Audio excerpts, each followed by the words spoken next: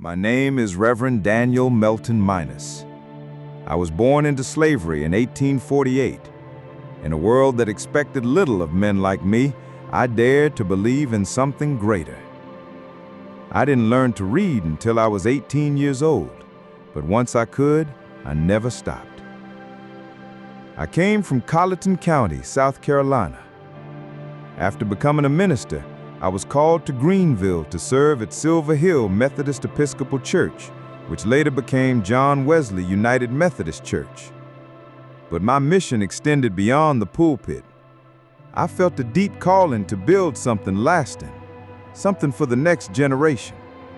Greenville's black children needed a school, a place to learn, to rise, to believe in more than what the world said we could be. So in 1896, I opened a school in the church lecture room at Silver Hill Methodist Episcopal Church. We called it Greenville Academy, built for the educational needs of our youth. The school grew quickly, and by the early 1900s, I sought support both from within our community and from Greenville's white business leaders, successfully securing the resources we needed. We purchased the old Silver Hill Church building and eventually built a new 2-story brick school near Jenkins and Malloy Streets. In 1902, we renamed it Sterling Industrial College in honor of Mrs. E.R. Sterling, a generous woman from New York who helped fund my education at Claflin University. Her name became a symbol of opportunity and commitment to the future. Then, in 1929, history shifted. The Greenville County School District purchased the school, making it the first black public high school in Greenville County. With that purchase, the school reclaimed its historic name, Sterling High School.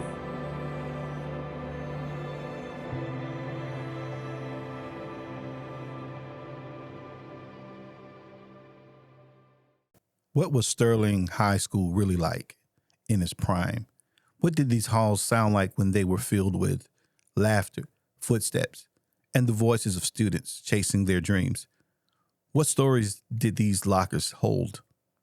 And how did it feel to learn and grow here in a time when segregation tried to limit opportunities but couldn't crush determination? I can't start without saying we all came from different grammar schools that prepped us. We couldn't wait to get to Sterling. You know what I mean? We see the kids walking back and forth, the athletes and all, and our heroes were in front of us. They were like heroes to us, and we couldn't wait to get to Sterling. When I did get to Sterling in the 8th grade, it was a whole different process, changing classes and et cetera. But my sister knew people and cousins knew people, so there was a little bit of protection there as far as family is concerned, okay? There were, walking the hall, there was always something going on. There wasn't a day that went by, either a girlfriend or boyfriend having a spat, a mini fight, or something of that nature. Every day was interesting. Every day was interesting. And beautiful ladies, nice young men, good athletes, the same kind of thing that you experienced in school, you know, we did. The difference, though, comes down to we all came from different sides of town.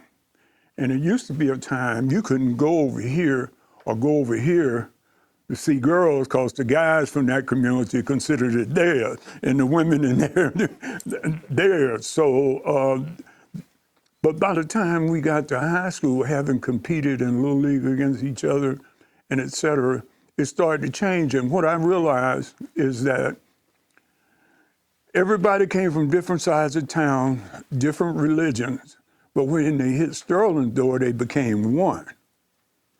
It was one. All the petty stuff, yeah, you still might not like so-and-so, but when it came to the essence of what we were there for, we all won. And I dare to say, you're gonna find that anywhere else. I mean, churches are not like that. You can't get everybody to agree, everything. So that part of it is a holistic approach of what it meant.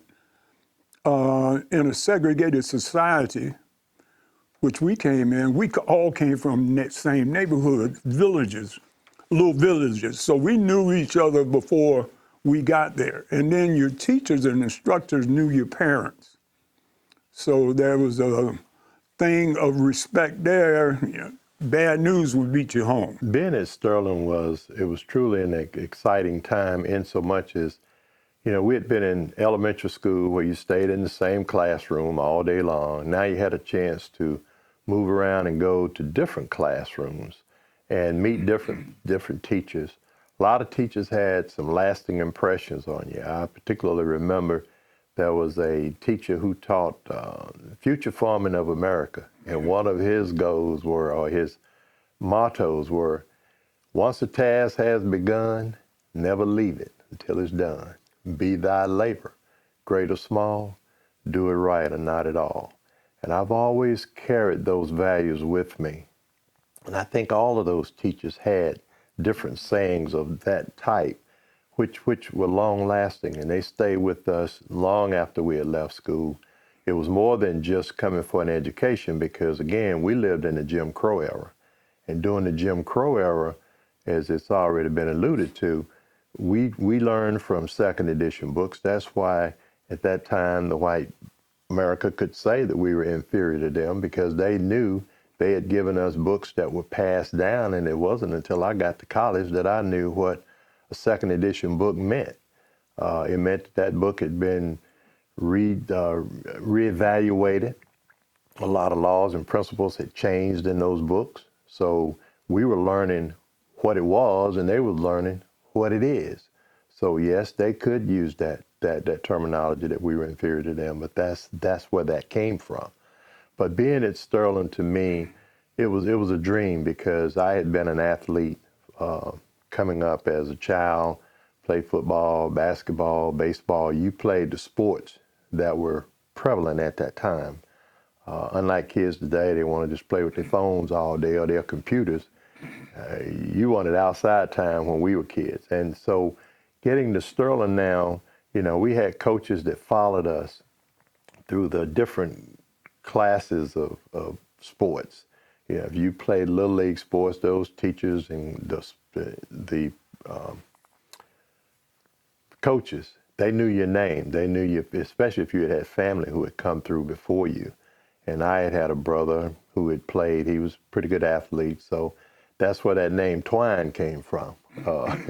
Coach Allen, who followed us around everywhere we played, he said, boy, if I ever saw Twine, you look just like your daddy. You gonna be Twine. So that name stuck with me from the 7th grade on, and even today, 50 years later, people still calling me Twine. But those are the values that those teachers took time. They made it personal. It wasn't just about education and what was in the books. Remember, they had lived through an era where they didn't have opportunities. So they were trying to prepare us for an uncertain future, but they knew those opportunities were right around the corner.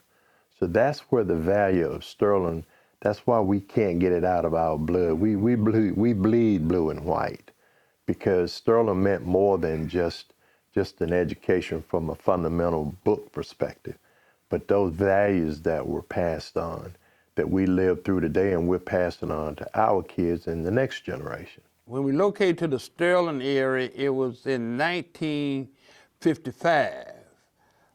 Prior to that, like I say, my early years, we lived in Richmond, Virginia. That's where my father was from.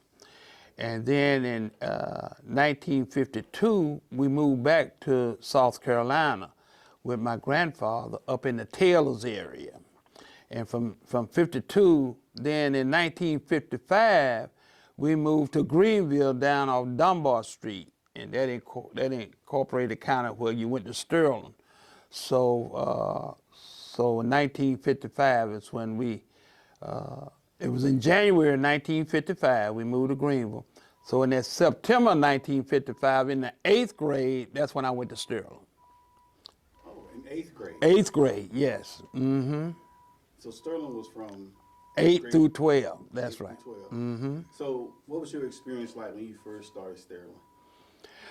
Well, the first experience I had, I was a little upset. I'm gonna tell you why, because I went to Taylor's at old Taylor's Roosevelt Elementary.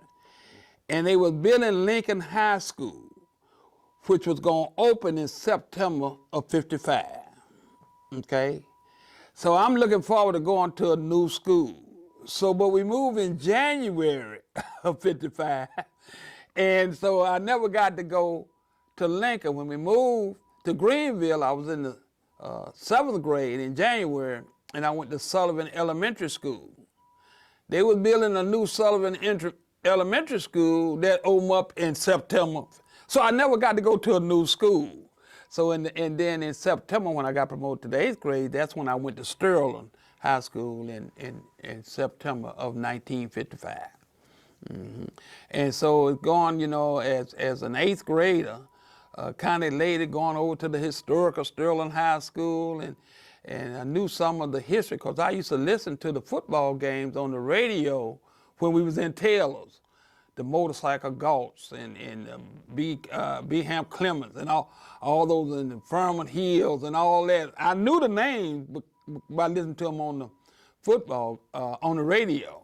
And so I was excited to be at Sterling where some of these famous athletes had been at that time. So at Sterling, it was so unique, as I stated before, of the atmosphere, the dedication of the teachers to the student.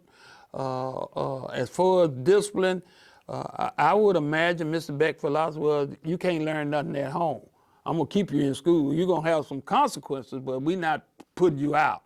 And the teachers, the parents had the support of the teachers, and the teachers had the support of the parents back then. So that's what I found so unique about going to Sterling.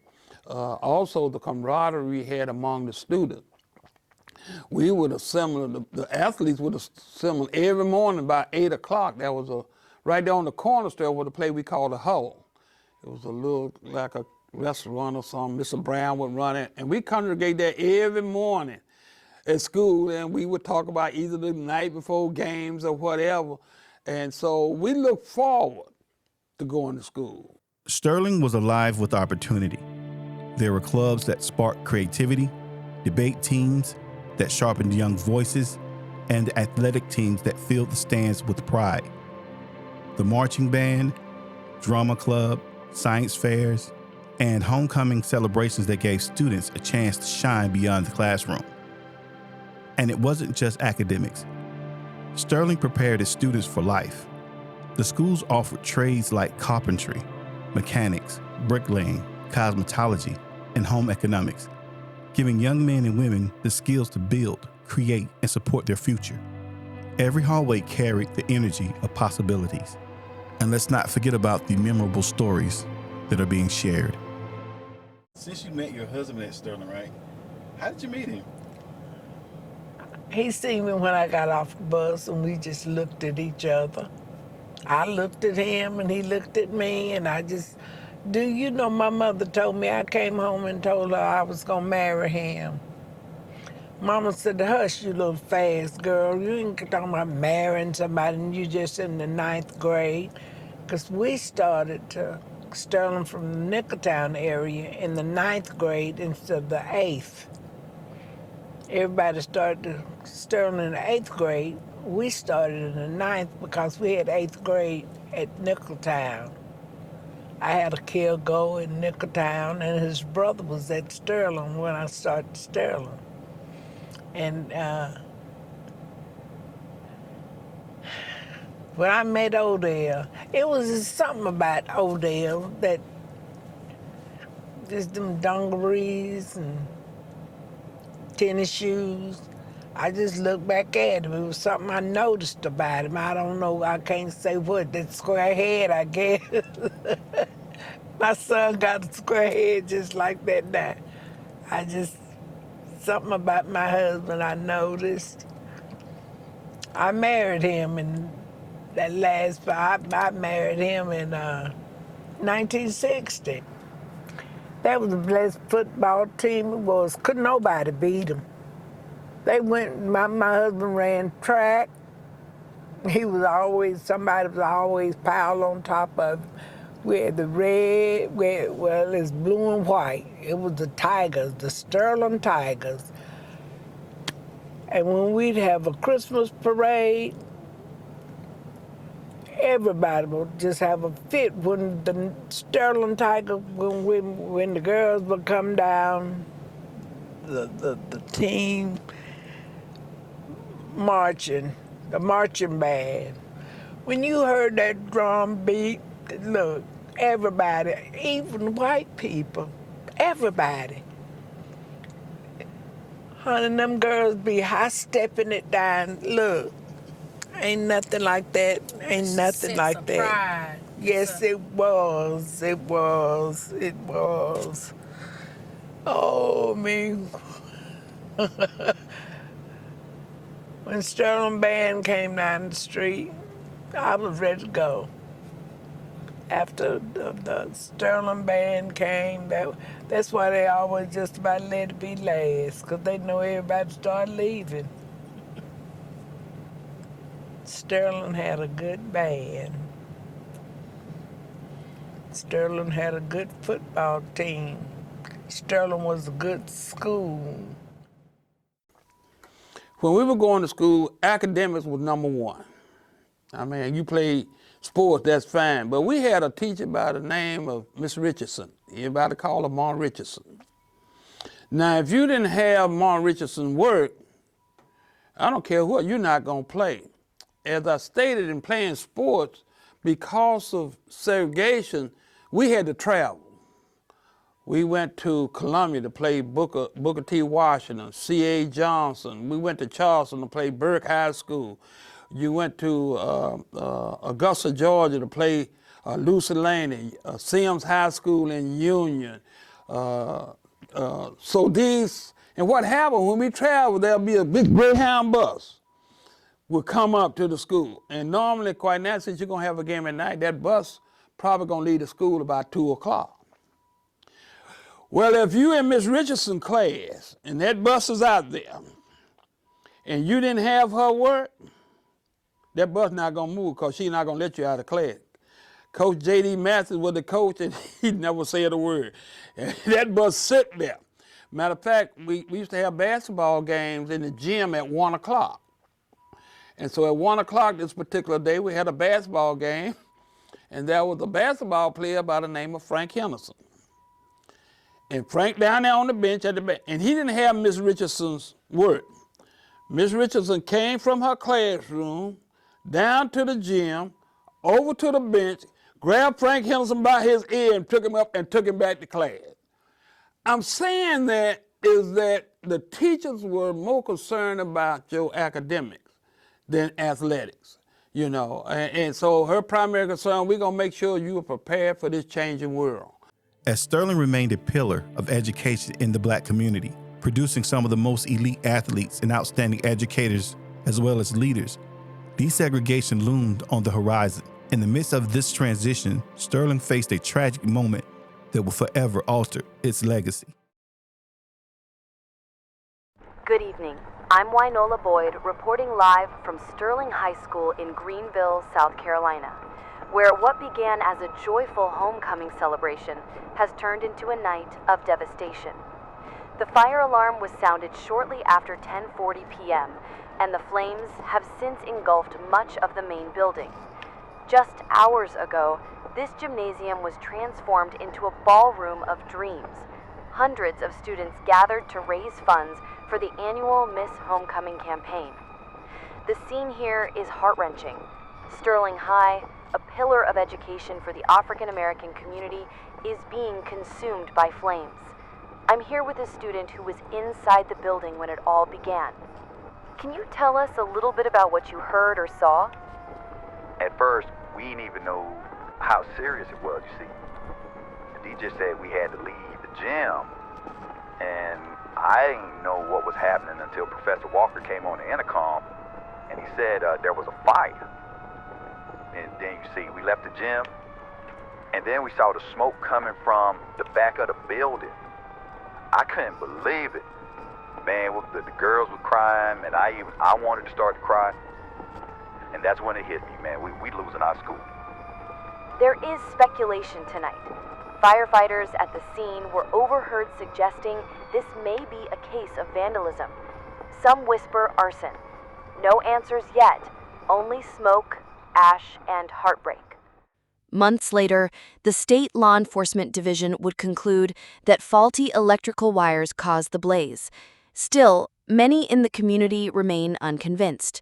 With desegregation looming, suspicion lingers. The night of 1967, were you there, present at the moment when the school was caught on fire? I was there. Matter of fact, there was a dance, and we were all in the gym. I was in the 10th grade at that time, and I clearly remember Professor Walker coming on the intercom in a calm fashion saying, ladies and gentlemen, please don't hurry getting out of the building, but we just learned that the main part of the building is on fire. So please exit the building. And it was like pandemonium. People were rushing to get to the exit to get out. But that was truly a sad moment in our life, because you could just see, and there was a fire department that had responded to the fire, but because Sterling sit on the county line, the city, and Sterling was in the county, but the city fire department responded to the fire, and they sit right there, those trucks sit right by the Huddle building and watch the building burn and wouldn't even make an attempt to put the fire out, because they were city fire department and they was waiting on Parker Fire Department, which was in the county, to respond. But again, we'll never know what truly happened to that school, but it was just a miraculous situation that it occurred when it did, because 2 years later, massive integration comes about. And, apparently they knew they didn't want their kids in that school system or in that particular school, because they knew what they had provided for us to be educated from. But hey, we prevailed anyway. Actually, I was hurt about it because of why it was done. I didn't know that when it happened that some students was in the gym and they was having a dance. I didn't know that till recently.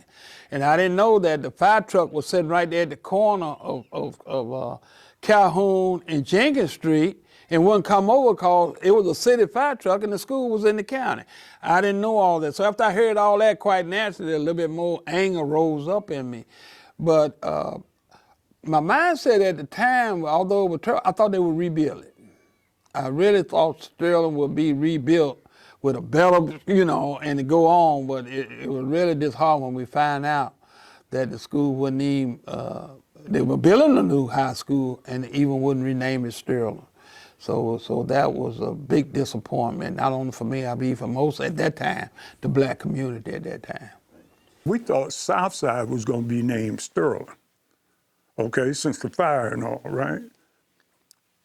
Greenville County put in a law that no school could be named after an individual anymore. So that's where you got South Side, East Side, Riverside, and et cetera. Those names came in during that period. And then, of course, they went back to naming schools after an individual.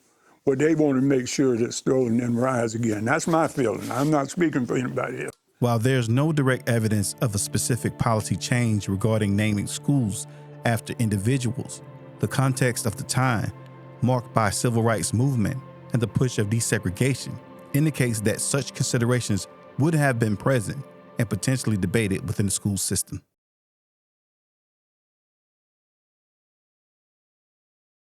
Though the flames of 1967 consumed the walls of Sterling High School, they could never extinguish its spirit. Sterling was more than a school. It was a pillar of hope, a beacon of excellence, and the heartbeat of a community. Within its walls, leaders were shaped, dreams were nurtured, and a legacy of courage and achievement was born. From legendary alumni to everyday heroes, the story of Sterling continues to shine brightly in the lives it touched. Now, on the very ground where Sterling once stood, a new chapter is being written.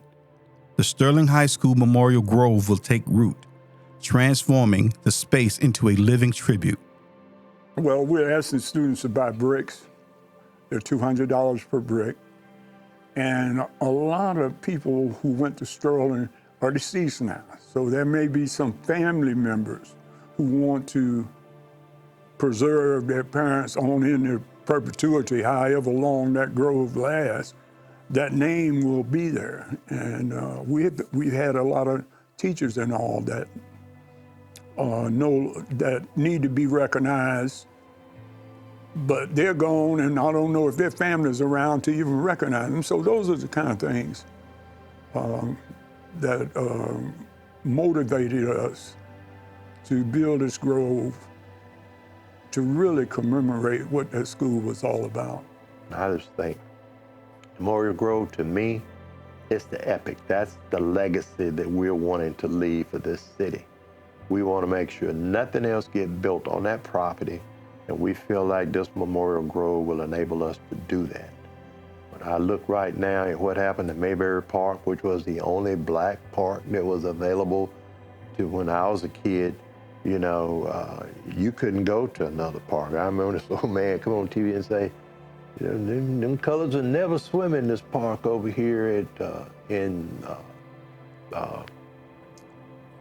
Cleveland Park. And so some kids from Haney Street decided to jump the fence one night, and they was gonna swim in it. The man put seals in the park, in the pool, to make sure we couldn't swim in it. And this is where the zoo is. So then after the kids jumped the fence with the seals and swim with the seals, he came back and dug it up and planted roses in there to make sure so it was no longer a swimming pool. He just planted roses in it. But that's the racist mentality that existed then. And then you look at Mayberry Park, a white family donated that land so that black kids would have a park that they could go to and play. So what the city do? The city come in and say, well, we bought up all this land, the property around it, so we're gonna name it Unity Park and invite everybody. Well, they didn't invest those kind of funds in the park when we were there as kids. All we had was a baseball field to play on and a canteen where we could go for a dance and whatnot, okay? But all I'm saying is that if we aren't careful, this same condition will exist in Sterling 20 years from now. So what we're trying to do today as our generations are dying off is make sure we leave a legacy that we could all feel proud of and say, yes, a black high school once stood here. It represented a whole lot more to this city than the city will ever acknowledge. And as a result, we want to create this legacy that will be long-lasting and will be here long after many of us are dead and gone. Our kids and our kids' kids will be able to go and enjoy what we're planning for that area. The Grove will be a place to gather, to remember, and to honor the resilience that defined Sterling for generations to come. As Greenville continues to grow and change, the sacred green space will invite reflection on the past and the inspiration for the future.